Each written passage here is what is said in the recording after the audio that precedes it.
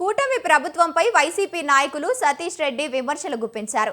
Lokesh red book రాజ్యాంగం వల్ల కూటమి ప్రభుత్వానికి చెడ్డ పేరు వస్తుందని దుయ్యబట్టారు. ప్రజాస్వామ్యబద్ధంగా పాలన చేసి మంచి పేరు తెచ్చుకోవాలని సూచించారు. ఇదే విధంగా పాలన చేస్తే చరిత్రహీనులు మిగిలిపోతారని హెచ్చరించారు.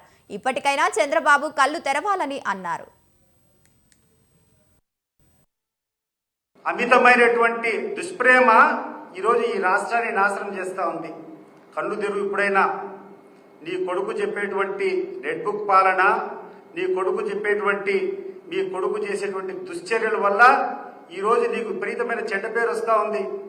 ఒకటి గుర్తుపెట్టుకో, నువ్వు ఇచ్చినటువంటి హామీలు నీకు శాపనార్థం.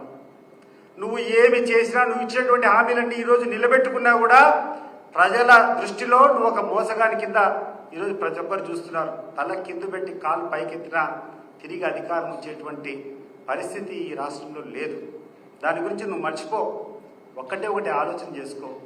నువ్వు పోయే ముందు ఒక మంచి వ్యక్తిగా పోయేదానికి అధికారం ఎట్లా రాదు?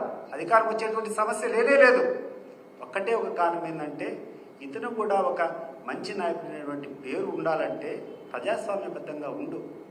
ఈ రకమైనటువంటి పాలన చేసేటువంటి ఏ నాయకుడు కూడా ఇంత